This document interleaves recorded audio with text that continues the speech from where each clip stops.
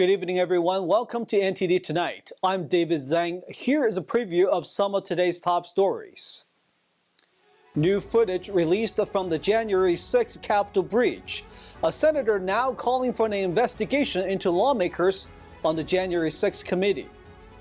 House Republicans continue the investigation into President Biden's impeachment inquiry. Representative Kevin McCarthy says it's reached a tipping point. The 10 freeway now reopens, weeks ahead of schedule.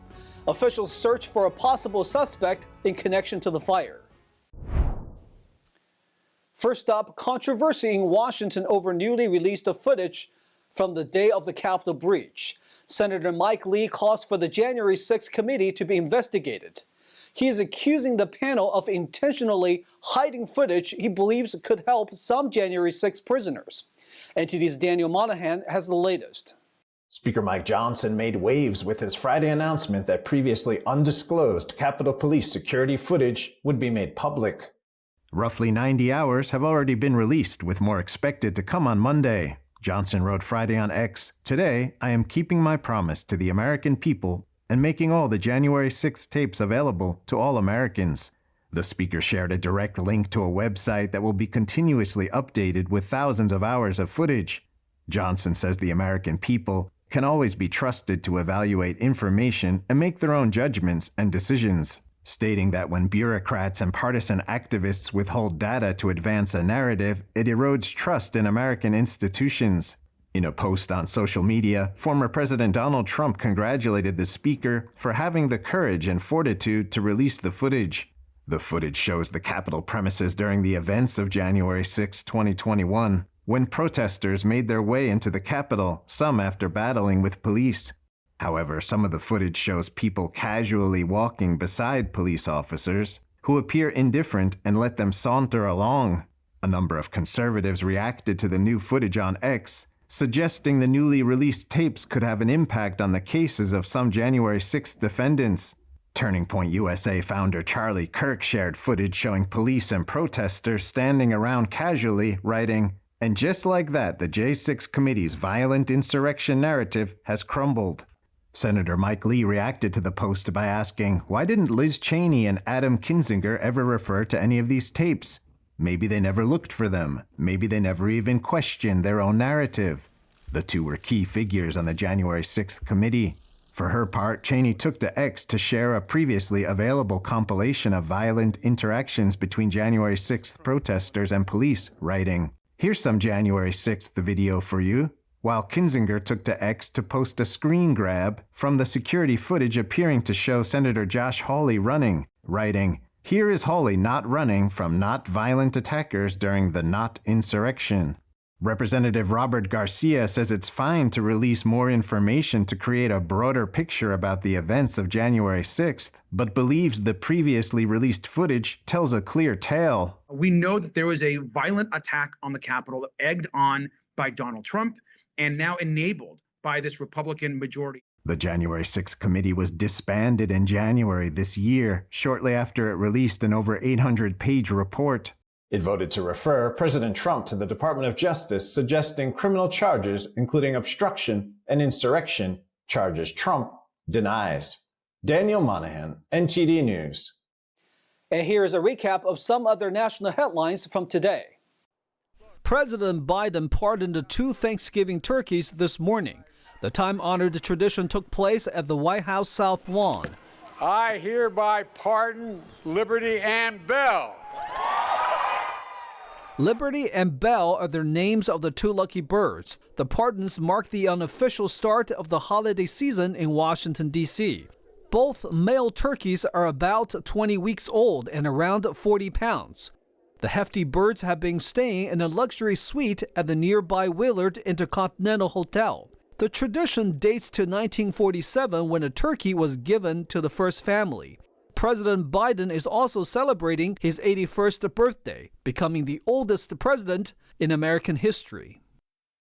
Over to the impeachment inquiry, House Republicans continue the investigation. Former Speaker Kevin McCarthy told Fox News Americans would never have known about President Biden's business dealings and alleged lies if it weren't for Republicans. McCarthy indicates the investigation now reached a tipping point. We have systematically followed every place the facts have taken us each and every day. And now it's moved even closer because now we've got the subpoenas going in to get the bank statements. We found all of this, the shell companies no one knew about prior. This is important. House Republicans have conducted multiple interviews and sent out various subpoenas. Some lawmakers say they have enough evidence to impeach the president. However, nobody confirmed yet whether Republicans have set plans to follow through on the possible impeachment. Republicans accuse Biden of selling his influence to foreign nationals when he was the vice president. A gag order against the former president, Donald Trump, in federal election interference case is being weighed by a 3-judge panel after they heard arguments in a federal appeals court in Washington, D.C. today. Defense lawyers call the gag order an unconstitutional muzzling of Trump's free speech rights. Gag order in this case installs a single federal district judge as a filter for core political speech between a leading presidential candidate and virtually every American voter in the United States at the very height of a presidential campaign. The order is unprecedented, and it sets a terrible precedent for future restrictions on core political speech. The court did not immediately rule, but the outcome of Monday's arguments was set parameters on what Trump, as both a criminal defendant and a leading candidate for the 2024 Republican presidential nomination, can and cannot say as the trial day nears. U.S. District Judge Tanya Chutkan first imposed the partial gag order on October 17th, blocking Trump from making statements targeting special counsel Jack Smith, his staff, witnesses, and court personnel. The order does not prevent Trump from airing general complaints about the case, and Chutkan has said the former president is still allowed to assert his claims of innocence and that the case is politically motivated. For more details of these stories, please visit NTD.com. The 10th Freeway fiasco is officially over in Los Angeles. NTD's Christina Corona has more from downtown Los Angeles. There's a sigh of relief here in downtown Los Angeles, where traffic is moving again in both directions on the reopened 10th Freeway. Caltrans announced that lanes going east and westbound on the 10 freeway in downtown Los Angeles were reopened on Sunday night, following a massive fire that forced the roadway to close from Alameda Street to Santa Fe Avenue. Officials initially had indicated that the closure would be indefinite. We were talking about replacing the structure. We were talking about this historic fire that took out roughly 100 columns, 4 or 5 particularly severely. We were talking about replacing a large portion of this freeway. Newsom attributed the swift reopening of the busy roadway to the dedicated repair crews, with over 250 individuals working 12-hour shifts 24/7 at the job site. They got us 2 or 3 days ahead of schedule, working with security crews and working with our partners locally. We were able to secure the kind of equipment that we needed to get on site to make sure that we were able to complement that with the man hours and woman hours. Caltrans says the quick reopening aimed to minimize inconvenience for drivers during the Monday morning commute. On Saturday, CAL FIRE also released photos and a description of a person of interest sought in connection with the fire. The person is approximately 6 feet tall and weighs 170 to 190 pounds. He is believed to be between the ages of 30 and 35 and has black hair. However, several protesters gathering near the freeway told us how the freeway closure affected their business. We worked hundreds of owner-operators, minority local owner-operators, but AB5 came along and destroyed our business because it wants us to make those owner-operators into our employees. And the reason we're out here today in front of the 10 freeway is because there were actually owner-operators we saw working. So we're wondering why Mayor Karen Bass and Governor Newsom playing favoritism, letting owner-operators still work in some areas while destroying owner-operators in other areas. Karen Bass has not issued a statement regarding the protests. Columns are being restored by workers behind me, and officials did tell me there will be periodic closures in the coming weeks and months as repairs continue. Christina Corona, NTD News, Los Angeles. We'll take a short break now, everybody, but here's a look at what we have for you when we come back. A California woman disappeared on a trip to Guatemala. Her sister sheds light on the current situation, and the only witness now comes forward nearly a month after the incident. The Vegas Grand Prix hit with a lawsuit. We'll have more on why and what officials are saying. The youngest GOP Treasurer now running for California State Assembly. He believes more young people should run for office. Those stories and more coming up on NTD Tonight.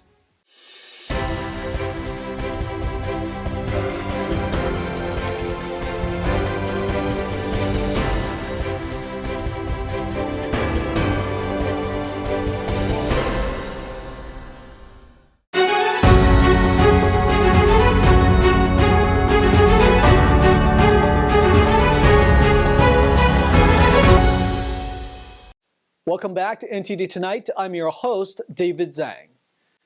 A California woman went missing a month ago in Guatemala. The only witness to last see her broke her silence last week. The missing woman's family has been frustrated with the lack of information surrounding the incident. NTD's Jason Blair has the latest information and also spoke to the sister of the missing woman. The only witness who saw Nancy Ng before she disappeared in Guatemala spoke out for the first time nearly 4 weeks later. Ng was in the country for the second time on a yoga retreat. Despite pleas from Ng's family, San Bernardino County Public Defender Christina Blazek, who last saw Nancy, stayed quiet. Then on Wednesday, Blazek finally spoke publicly through her attorney. Blazek's attorney, Christopher Gardner, told KABC-TV that Blazek came across Ng while kayaking in a lake. They chatted, then Ng wanted to swim. He said, quote, "She tried to tell her not to swim because it was rough out there and there was a good current." Gardner said that according to Blazek, the warning was ignored. When Ng went into the water, her kayak was pushed back and Blazek tried to retrieve it. Gardner said, quote, "She kept one leg in her kayak and one leg in the other kayak and tried to get back to her and got close to her. And then apparently she lost the kayak again and she turned around to go back to get the kayak again. And when she turned around, Miss Ng was gone." He said after that, Blazek went for help. Gardner also said, quote, "To say my client hasn't done all she can is not true." That's the information we have. And I think that's the most direct account from Christina we've gotten so far. But even then, my family just has so many questions. Some of the questions they have are, why wasn't there a witness statement in the police report? Why did it take 24 hours to report the incident? Why did the only witness stay silent for a month? And even with the recent statement, why hasn't more information been provided to help the Ng family search for Nancy? Nikki says their family has been paying out of pocket for search efforts, and they still haven't been told where Nancy was last seen. Without the witness statement from the only person that saw Nancy go missing, it has been difficult to know where to look in the lake. The family is asking for more detailed information as soon as possible. If she really did drown, time is of the essence, and it feels like we're running out of time. There's been storms, there's been a lot of weather changes in the past few weeks, and it's just, with all the time that's passing, I feel like our chances of finding Nancy are getting slimmer.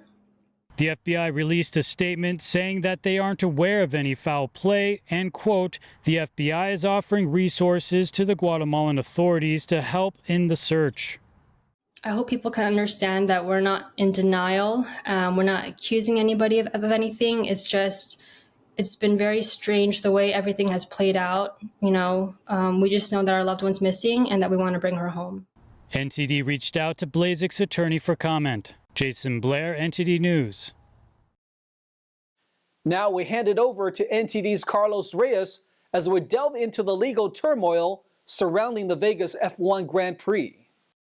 Max Verstappen won the inaugural Las Vegas Grand Prix for a record-extending 18th victory of the Formula One season this past Saturday, November 18th.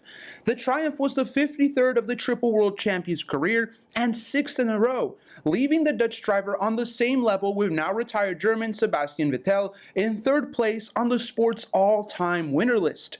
Although it proved to be an exhilarating race, the event didn't come without its fair share of drama.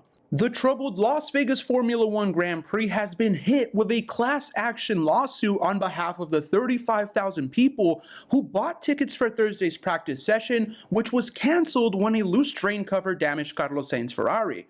The highly anticipated first action of the neon-lit circuit, which includes a section along the famed Las Vegas Strip, lasted a little over 8 minutes before coming to a halt. What followed was a 5.5-hour break while crews removed all 30 covers along the 3.8-mile layout and filled the holes with sand and asphalt. A second 90-minute practice session began in front of empty grandstands at 2:30 a.m. on Friday morning, long after fans had been cleared out in a move officials said was a necessary safety precaution. Las Vegas Grand Prix officials attempted damage control, offering $200 merchandise vouchers to single-day ticket holders. Unfortunately, the compensation did not extend to those who had purchased 3-day passes. Demopoulos law firm and co-counsel JK Legal and Consulting said they had filed a class action lawsuit against the Formula One Las Vegas Grand Prix in Nevada State Court on November 17th on behalf of the people who purchased tickets for the practice run. The lawsuit named Formula One owners and race promoters Liberty Media Corporation, DBA Formula One Heineken Silver Las Vegas Grand Prix, and TAB Contractors Incorporated as defendants.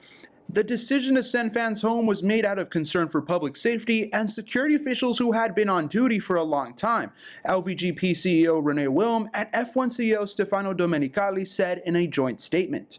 Carlos Reyes, NTD News. The youngest county GOP treasurer, a 20-year-old student at UC Berkeley, is also running for California State Assembly. Utkarsh Jain shared with NTD's David Lamb why he thinks the younger generation today should run for office. Utkarsh Jain, you're the youngest treasurer for the county GOP. Welcome to the show. I wanted to ask you, what made you decide to run for this position? What I noticed, within going to Berkeley and being a student and interacting with my peers on a daily basis is that many of my friends and people around them are lacking purpose in their life, and they're trying to find a movement to support or some kind of cause that they can be a part of so that they can get meaning and do something for their community or their country. And that's what I wanted to do too. But the difference here is that I want to take that mindset of using things like climate change and other social and political causes out of the mind of these students and bring them to something that provides more meaning, not just to their families, but to their neighbors and to the rest of the peers. And you're running against Assemblywoman Buffy Wicks. That's correct. What do you have going for you? Well, I have a good support system. I think any campaign needs not just money, but it needs a volunteer system. It needs people that will support you at every step. What I hope to do through my run is inspire more people like me and in my age to run for these offices now, in city council, school boards, whatever it may be. But the important part is that they get involved and they run for these seats. Because we're going to be the next leaders in next 15, 20 years, right? There's a survey from the Public Policy Institute of California that says, 7 out of 10 Californians think that their children will be financially worse off than the parents. As a student growing up here, what's your thoughts on that? No, I mean, that frightens me, and that's why I'm running for the seat. People my age and my generation are not going to have these opportunities down the line. They won't be able to afford a home.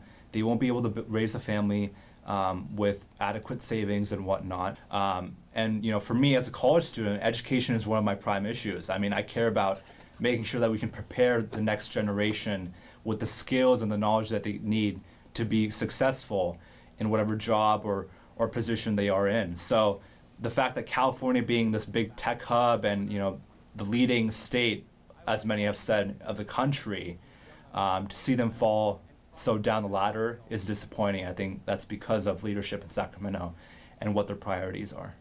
Alameda County Treasurer, thanks for your time. Thank you, David. Wrapping up the night, parents know that encouraging kids to do chores is no easy task. So let's meet a family that has turned cleanup time into a fun activity. Parents Dean and Kelsey Shackley have a brilliant way of getting their kids to clean the house and it's gone viral. Like a cleaning version of Supermarket Sweep, their 4 children race around scrubbing surfaces, and the one with the dirtiest wipe wins the big prize. They get to choose what the family does that weekend. Mr. Shackley told the Epoch Times, "Every Saturday morning, we try to get our house in order. The kids really thought it was funny. They loved the challenge, and it turned into a fun competition." The couple married 12 years ago, and Mr. Shackley credits his wife for coming up with new tricks to encourage their kids to do chores. He says Kelsey comes up with a lot of these little games and reward systems, not only to keep the children entertained, but to raise strong, confident, hard-working kids that will grow up to be respectable adults one day. The key to making it work, the Shackleys say, is having fun with it, because then the kids will want to do it over and over. The other key is approaching the process and results with grace. After all, the house might not be super pretty or look like you hired a maid. The couple keeps things simple, praise their kids, and boosts their confidence. That's all we've got for you tonight. We would like you to join us again on NTD Tonight every weekday at 9 p.m. I'm David Zhang. Have a wonderful evening.